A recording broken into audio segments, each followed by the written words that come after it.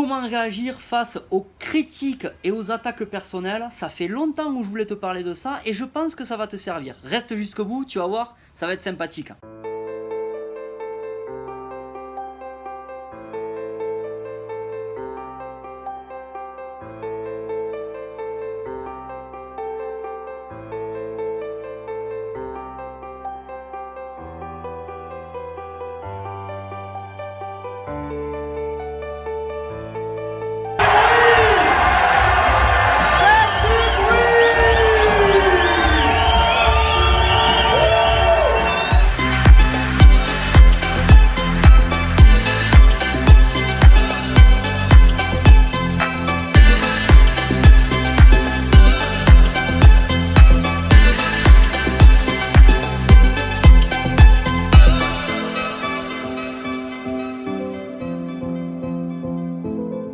En fait, lorsqu'on veut réussir, réaliser nos rêves et vivre notre vie comme on la souhaite, on est assez vite la cible de critiques et même d'attaques personnelles.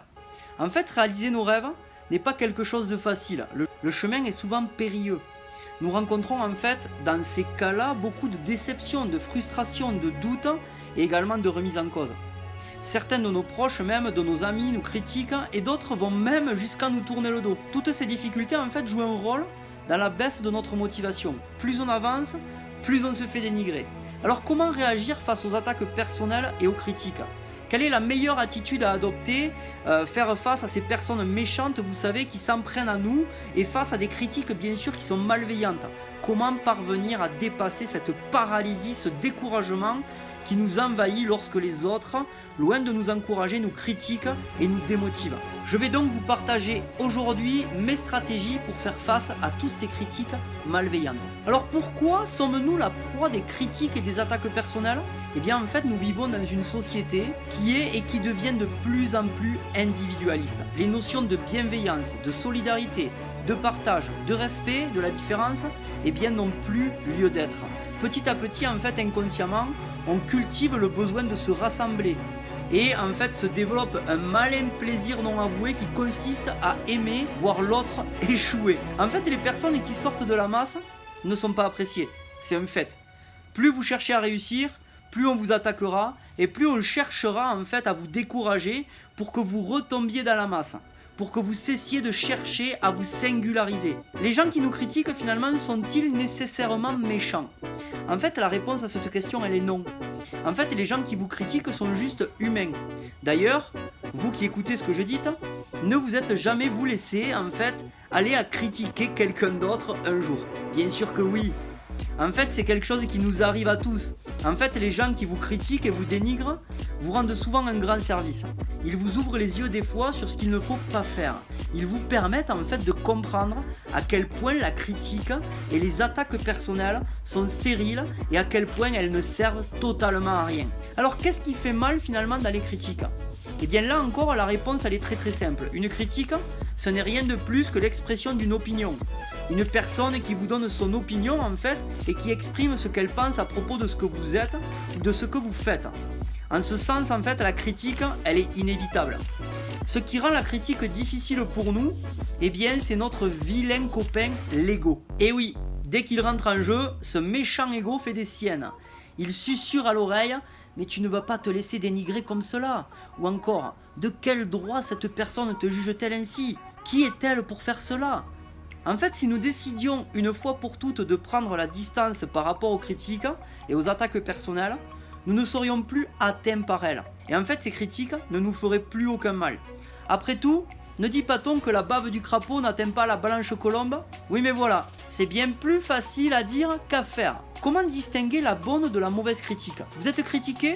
Alors commencez par comprendre le sens des critiques que l'on vous apporte. S'agit-il de quelque chose qui est formulé de façon neutre ? Le ton employé est-il constructif ? Dans ce cas-là, tendez l'oreille. Les conseils qui vous sont adressés vous seront certainement utiles. Si en revanche les critiques vous sont adressées sur un ton agressif, voire méchant et rancunier, vous avez certainement affaire à une personne qui voit votre succès comme un signe de son propre échec, ou comme sa propre incapacité à bouger et à changer sa vie. En fait, il y a des personnes qui considèrent mal les efforts et la réussite des autres. Alors comment maintenant faire face aux gens malveillants? Une chose est sûre en fait, si on vous fait du mal, vous n'avez certainement pas envie de devenir comme cette personne qui se permet de vous rabaisser. Alors oubliez les idées de vengeance, oubliez la réplique, oubliez la colère. Je ne vous dis pas bien sûr de ne pas vous défendre. Je vous explique que la colère est toujours mauvaise conseillère. Si on est malveillant envers vous, ne saisissez pas cette occasion pour faire quelque chose que vous regretterez plus tard. Souvenez-vous d'une chose, il n'y a ni bonne ni mauvaise émotion. Ce qui rend une émotion bonne ou mauvaise, c'est ce que l'on en fait. Alors quand on vous envoie de la méchanceté, ne la renvoyez pas comme un boomerang. Défendez-vous en vous blindant, en ne vous laissant pas atteindre par ces méchancetés et donc par les critiques. Prenez le temps de réfléchir à la meilleure des répliques, une réplique qui montrera à l'autre sans jalousie, sans rigueur, sans méchanceté qu'il a tort. Lorsqu'on est méchant avec vous, on vous envoie de la peur. Rendez de l'amour. Ne perdez pas votre temps à être rancunier, en colère, vexé, car cela n'affecterait que vous-même. Alors maintenant, comment répondre aux critiques et aux attaques malveillantes? En fait, on a tous besoin d'avoir des mentors dans la vie. Des personnes qui nous boostent, qui sont nos modèles, des personnes à qui nous aurions aimé ressembler. Personnellement, en fait, j'ai de nombreux modèles, de nombreuses personnes qui m'ont inspiré. Dans chacune de ces personnes, je retiens le trait de caractère qui est le meilleur chez elles. Et en fait, je m'efforce de cultiver ce trait de personnalité afin de l'utiliser à bon escient. Par exemple, vous le savez énormément, et j'aime beaucoup en fait un de mes mentors qui s'appelle Anthony Robbins. J'en ai déjà parlé au cours de mes vidéos. Et c'est vrai que cette personne-là, ce coach vraiment orateur, eh bien, m'inspire à chaque fois que je rencontre une difficulté. À chaque fois que je pourrais être tenté, par exemple, de baisser les bras. Mais pour ce qui s'agit de réponse à la critique et aux attaques personnelles, j'ai un autre mentor. Et vous savez comment il s'appelle? Il s'appelle Gandhi. Quand quelqu'un vous envoie une pique, en fait il le fait parce qu'il ne vous aime pas. Cela peut résulter d'une pure méchanceté, mais aussi et souvent de jalousie de sa part. Et quelle est la meilleure réponse que l'on puisse faire à quelqu'un qui est jaloux? Eh bien c'est de le mettre dans sa poche. Et oui. Alors comment faire pour renverser la vapeur quand quelqu'un vous déteste? Eh bien il faut répondre avec le sourire, parfaitement, avec bonté et avec une extrême bienveillance. Voici maintenant 4 étapes pour réagir aux critiques et aux attaques personnelles. Un exemple? Si par exemple vous annoncez sur votre réseau Facebook que vous avez trouvé une nouvelle entreprise MLM par exemple, eh bien une personne poste un commentaire désobligeant du type « ça a l'air pourri ton truc, je connais déjà ». Eh bien déjà prenez du recul et replacez les choses dans leur contexte. Il y a de grandes chances pour que la personne qui vous fait ces remarques, mais peut-être qu'elle est au chômage, ou qu'elle-même soit passée par cette entreprise, et qu'elle s'est fait peut-être virer, on ne sait jamais, ou peut-être qu'elle a eu une mauvaise expérience. Bref, il y a plusieurs raisons à cela. Ensuite, commencez par remercier la personne pour ses remarques. Merci, 3 petits points, ok. Merci beaucoup pour cette remarque sincère. Et en fait, vous répondez comme ceci, et vous pouvez dire, en effet, cette société peut-être ne sera pas facile, mais c'est un bon défi pour moi à relever. Pensez-vous que cette personne malveillante se laissera aller une autre fois à vous critiquer de la sorte? Certainement pas. C'est quelque chose en fait que la plupart des gens ne font jamais. Terminez votre réponse à ce moment-là par un appel à l'action bienveillant. En tout cas, merci pour ta remarque sincère. C'est ce genre de remarques qui me font le plus avancer dans ma vie. C'est pour cela que je les apprécie. Et en tout cas, ton avis m'est précieux. N'hésite pas à l'exprimer une autre fois si je peux faire quoi que ce soit pour t'aider. N'hésite surtout pas. Comment croyez-vous que va réagir la personne concernée face à cela? Eh bien, elle va recevoir un coup de massue. Elle vous a envoyé de la méchanceté et vous lui avez renvoyé de la bienveillance et de l'amour. Elle ne peut alors que reconnaître votre valeur. Et il y a même forte chance pour qu'elle fasse partie de vos plus grands fans par la suite. Donc, anticipez les critiques et les attaques pour mieux les parer.